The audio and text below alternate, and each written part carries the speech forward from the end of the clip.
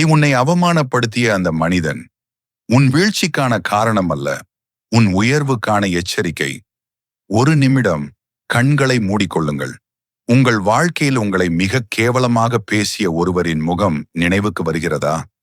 நீ எதுக்கும் லாயக்கில்ல, உன்னால இது முடியாது, உன் முகத்துக்கும் யோக்கியதைக்கும் இதெல்லாம் தேவையா?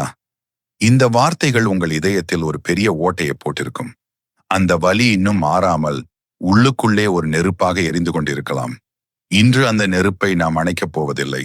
அதை ஒரு ஒளியாக, ஜோதியாக மாற்றப் போகிறோம். வாடிய பயிரை கண்ட போதெல்லாம் வாடிய கருணை கடல் வள்ளலார் பெருமான் தன்னை அவமானப்படுத்தியவர்களை எப்படி பார்த்தார்? அவர் காட்டிய 15 ஆன்மீக ரகசியங்கள் இதோ. இந்த வீடியோ முடிவில் உன்னை அவமானப்படுத்தியவர்கள் உன்னை பார்த்து நடுங்குவார்கள். கோபத்தால் அல்ல, உன் குணத்தின் தேஜஸால். தயாராகுங்கள். உங்கள் வலியை ஒளியாக மாற்றும் பயணம் இப்போதே தொடங்குகிறது. ரகசியம் 1. அவமானம் உன்னை பற்றியது அல்ல. ஒருவர் உன்னை திட்டும் போது அது உன்னுடைய தரம் அல்ல, அவருடைய மனநிலை. சாக்கடை நீர் பட்டு தாமரை அழுக்காவதில்லை. அவர் கக்குகிற கோபம் அவருடைய பலவீனம். எவ்வுயிரையும் தம்முயிர் போல் எண்ணு என்ற வள்ளலார் வாக்குப்படி அவர் அறியாமையில் இருக்கிறார் என்று அவர் மீது பரிதாபப்படுங்கள். 2வது ரகசியம் மௌனம். அதுவே மிகப்பெரிய தவம். உங்களை ஒருவர் சீண்டும் போது உடனே பதில் பேசாதீர்கள். நீங்கள் பதில் பேசினால் உங்கள் ஆற்றலை அவருக்கு கொடுத்து விடுகிறீர்கள். அமைதியாக இருங்கள். அந்த அமைதி அவருக்கு புரியாத புதிராக இருக்கட்டும். ரகசியம் 3. காயத்தை மருந்தாக்குங்கள். உங்களை செதுக்கும் ஒளிதான் அந்த அவமானம். செதுக்கப்படும் போது வலிக்கும், ஆனால் செதுக்கி முடித்த பின் நீங்கள் ஒரு அழகான சிலையாக மாறியிருப்பீர்கள். அந்த வலியை உங்கள் முன்னேற்றத்திற்கான உந்து சக்தியாக மாற்றுங்கள். ரகசியம் 4. அவமானப்படுத்துவோர் யார்? வள்ளலார் சொல்வார், அறியாமையில் இருப்பவர்கள்தான் பிறரை துன்புறுத்துவார்கள். உங்களை அவமானப்படுத்துபவர்கள் உங்கள் கடந்த கால தோல்வியை பார்த்து சிரிக்கிறார்கள். ஆனால் உங்கள் வருங்கால வெற்றியை கண்டு பயப்படுகிறார்கள். ரகசியம் 5. எதிரியை பகைக்காதே, அவனை பாடமாக்கு. அவரை உங்கள் எதிரியாக பார்க்காதீர்கள். உங்கள் பொறுமையை சோதிக்க வந்த ஒரு ஆசிரியராக பாருங்கள். அவர் இல்லை என்றால் உங்களுக்கு இவ்வளவு வைராக்கியம் வந்திருக்குமா? ரகசியம் 6. கோபத்தை அன்பால் வெல். அன்பே சிவம் என்பது வள்ளலார் வழி. அவர் கல் எறிந்தால் நீங்கள் கனி கொடுங்கள், ஆனால் அந்த கனி உங்கள் வெற்றியாக இருக்கட்டும். ரகசியம் 7. வார்த்தைகளால் அல்ல, வாழ்ந்து காட்டு.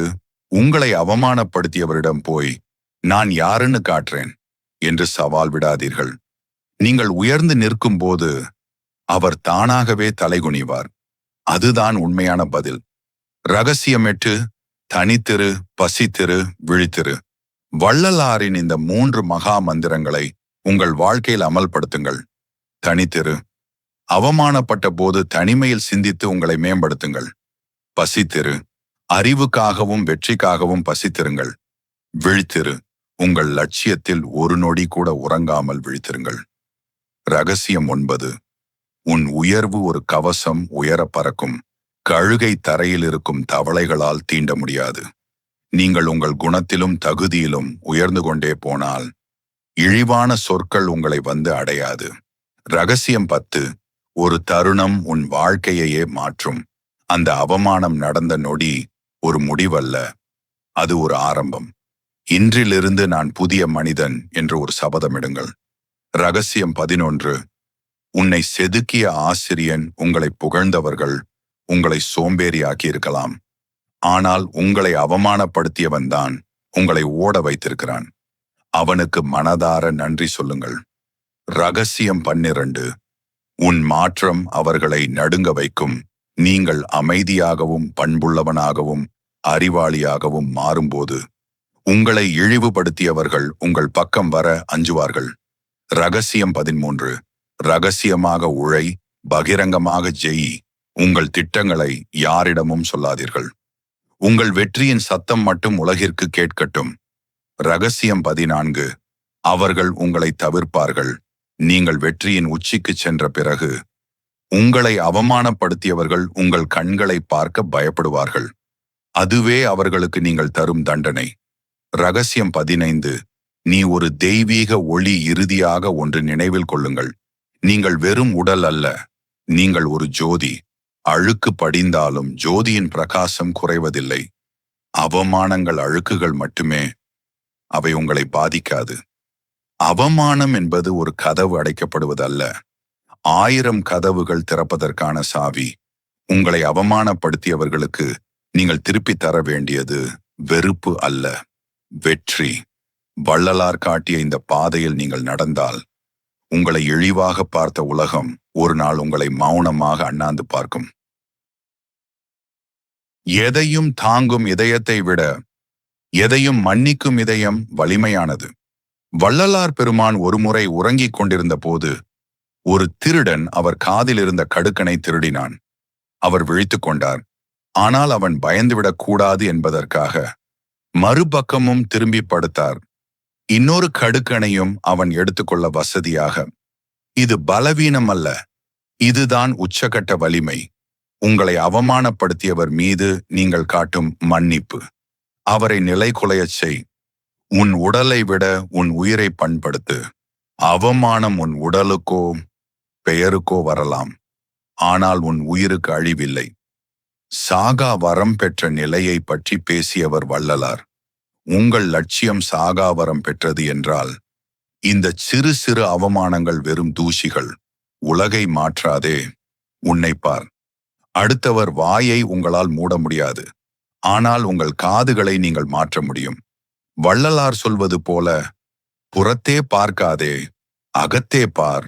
உன் உள்ளொளி பெருகினால் வெளியுலக இருள் தானாக மறையும். பசிப்பிணி போக்கும் கருணை. அவமானப்பட்ட நேரத்தில் தர்மம் செய்யுங்கள். யாருக்காவது உணவு கொடுங்கள்.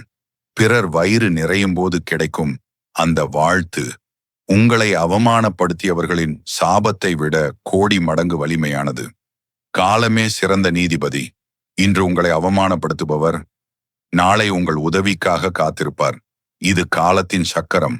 வள்ளலார் வழி என்பது காலத்தை கடந்தது. பொறுமையாக இருங்கள், காலம் உங்களுக்கு நியாயம் செய்யும். உன் வெற்றியை சமர்ப்பணம் செய்.